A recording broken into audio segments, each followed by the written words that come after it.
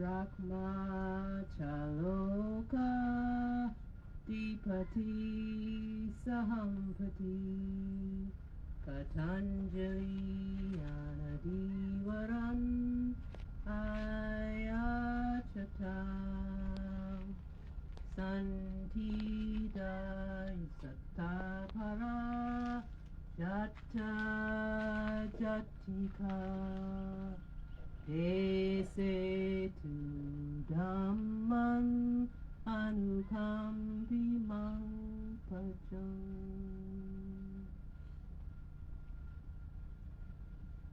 Namo tassa bhagavato arahato samma sambuddhassa.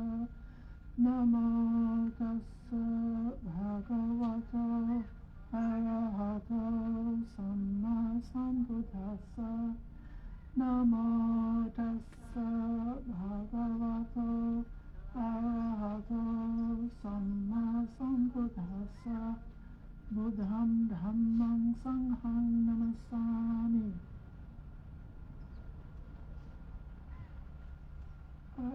I was invited to give a Dhamma talk of 15 minutes, which is a wonderful opportunity to say something compressed and something memorable. The Buddha said in the Mahasyananda Sutta that if he had a number of bhikkhu disciples, I can't remember the number, was it 10 or 100? He has 100 bhikkhu disciples who live for 100 years. And the disciples practice continuously, keeping continuous mindfulness, except when they're sleeping for a few hours at night. And while they're awake, they're constantly alert and thinking of questions to ask about the Dhamma. And then constantly, for 100 years, the 100 bhikkhus is asking the Buddha questions about the meditation and practice. And the Buddha said this was near the end of his life. His lion's roar is, even though he's old, he could talk about the Dhamma for 100 years. Mm-hmm. And he would never run out of Dhammas to say.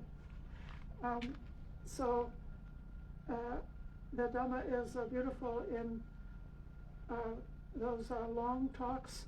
If you've got a great teacher who would sit you down in the evening and talk until 2 o'clock or 3 o'clock in the morning, how great is that? And then on some other occasions, because of the miracle of the internet, some disciple takes Dhamma teaching from a great teacher and brings it down to 3 minutes.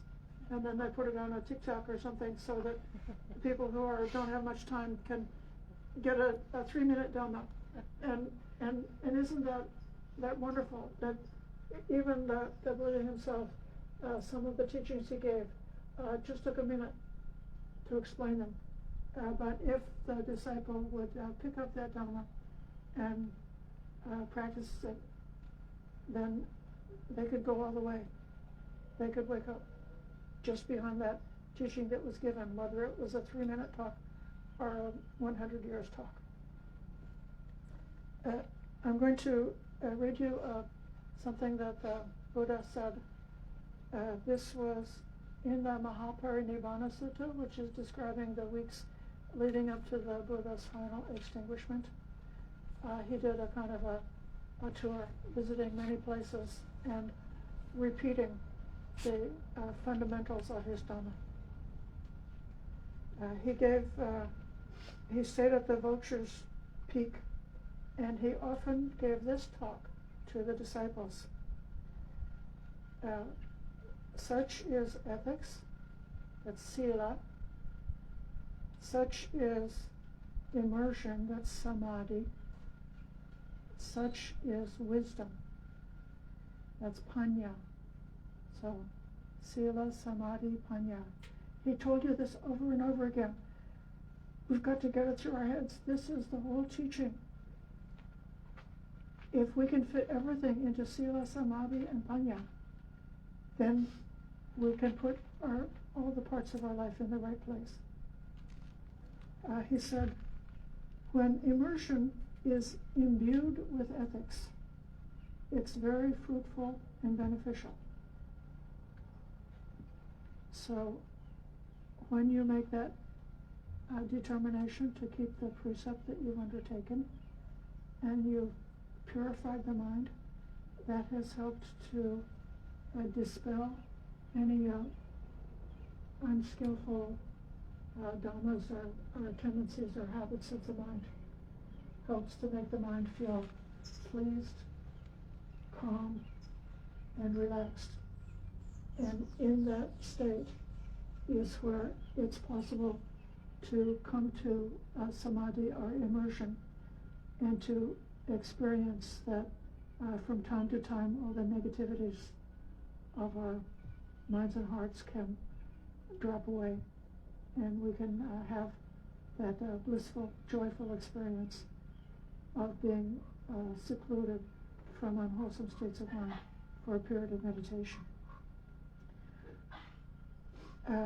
The meditation or the immersion imbued with ethics is explained in the commentary as being like when the mother hen sits on the egg is imbued with the warmth of the mother.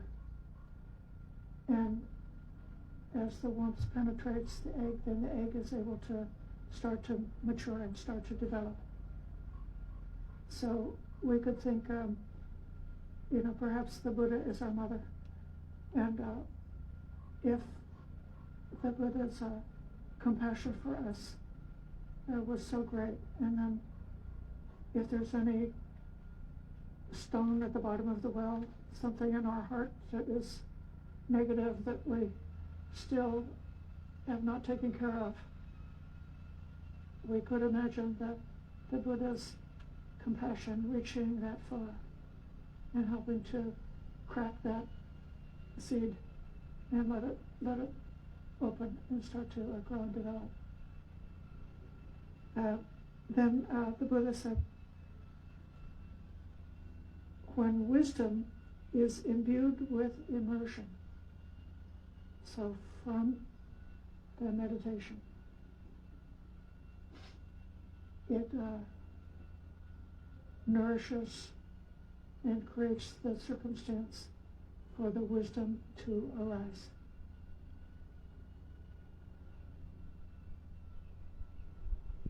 So many things that we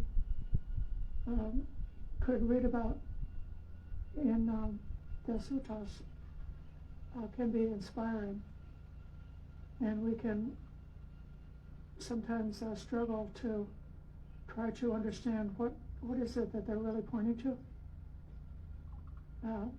or if we have a certain kind of mind, we may be able to memorize and learn a lot of suttas, or to learn a lot of the lists and a lot of the teachings of the Buddha, and then with all of that, it's still, it's like the seed that hasn't cracked until we're able to realize some kind of opening, that's something that's direct in our life. So you could say that the right view depends on where you're sitting or where you're standing, depending on creates your view, what you're able to see. And so if your view is from a place that's very uptight, a place that's filled with troubles, or filled with greed, or filled with possessions, then that puts a limit on how much we can see, right? But then when we do that meditation, and all of that work, we're not doing that during meditation. The only job is to be aware, and so that's the opportunity for actually something gets transformed at the conscious level and the subconscious level.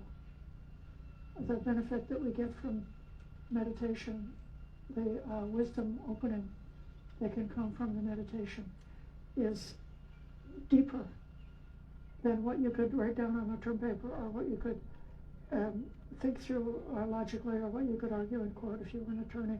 It's much, much deeper than that. So for the wisdom to arise, it has to be imbued with that meditation. And then the Blessed One said, when the mind, this is the chitta is mind and heart. So when the chitta is imbued with wisdom, it is rightly freed from defilements. The defilements are the asavas. Those who are regular students of Dhammadharini have been hearing and reflecting and practicing about the destruction of the asavas for the past a month or more than a month.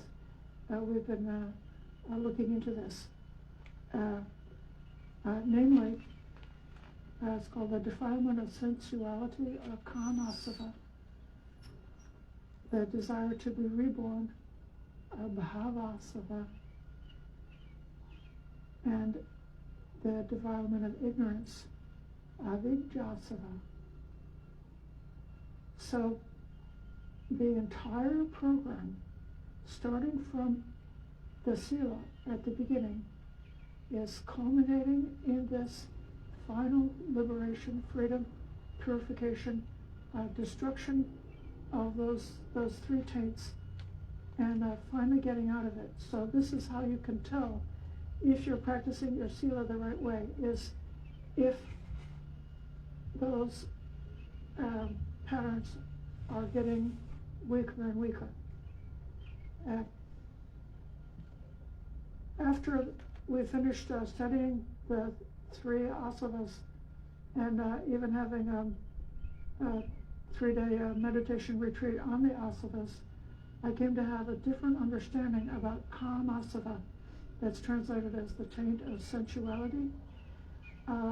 You may think that's like the desire for pleasure, physical pleasure, beauty, love, all those desires that are materialistic. And it is those things. But I think another way to think of it is, in the Buddhist cosmology, the realm of existence to which we live is called the kama realm. So humans, animals, ghosts, and some of the earth-dwelling gods, like the 4 great kings and the gods of the 33, those are the gods that are still like close to us and participating with us. That's all the kama realm.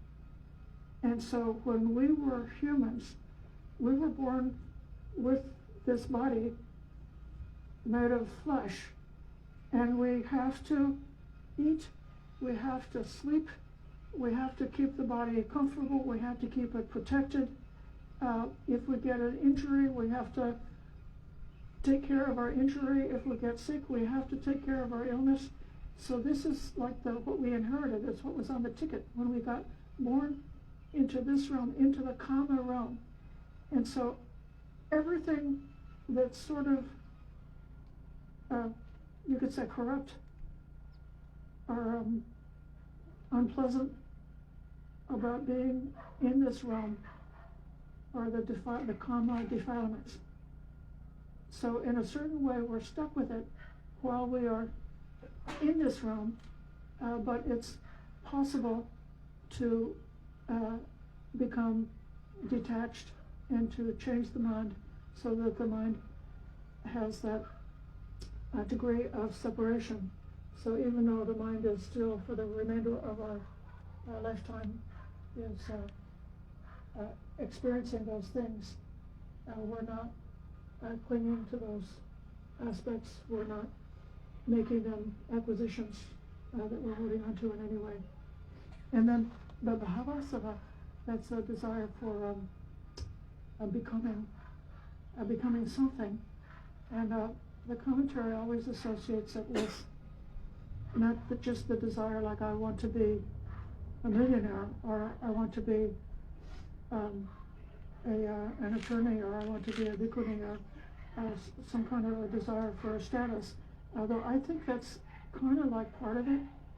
It's very comfortable to imagine that you could get into one position, like if you got the job, and then you can relax because you think it's never going to change. And so the one that makes me smile is like how I felt when I got married when I was much younger. And I said, you know, finally, my problems are over.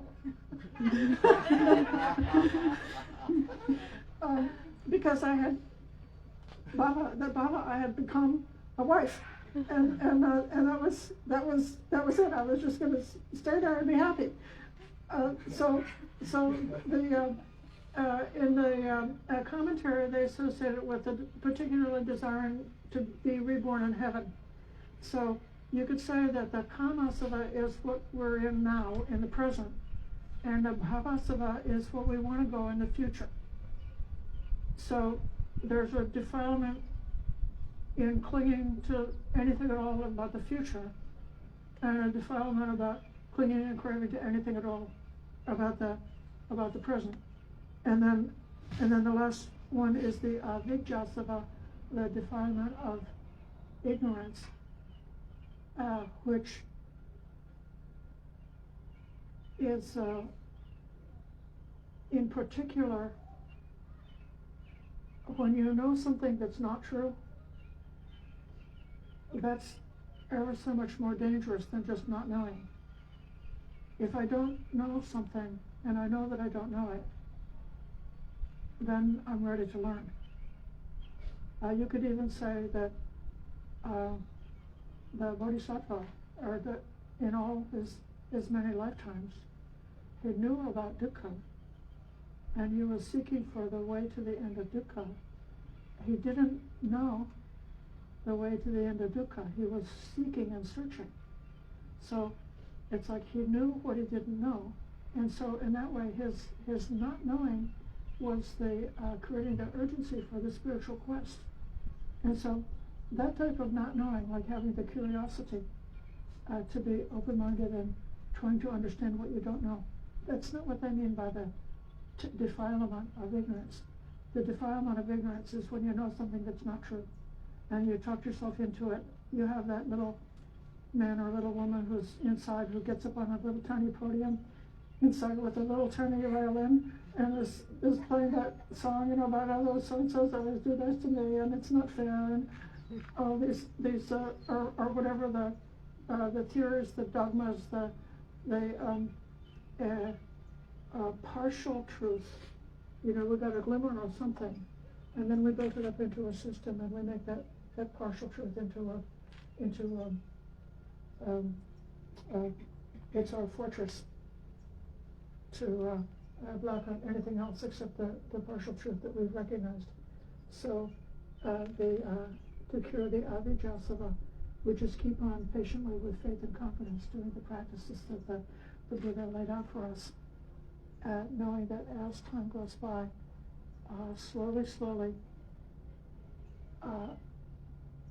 the Dhamma is so rich, there's so many facets and aspects to it. And even after practicing for a number of years, we can still find that there was something, I didn't really understand it before, but now I can understand this. And so then we can get the depth of it, and don't be clinging to any avijja, any falsehoods, but instead be open and looking out for the truth, and understanding that it's the characteristic of this Dhamma is that it's not deceptive, that this Dhamma is truthful.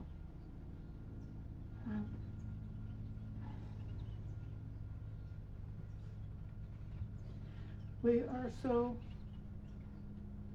grateful to live in a world where there was a Sama Sambuddha who was able to undertake that quest and able to not necessarily all alone. You know, the Buddha was in a conversation with humans and devas through many lifetimes, and he was looking at the different kinds of searches that different people were undertaking, and in a certain way he then saw the shortcoming in all of the systems that he found of all the different theories and the ways of practice that were known by the previous teachers. And his genius was like the genius of letting go. He teaches the teaching by which you don't cling to anything.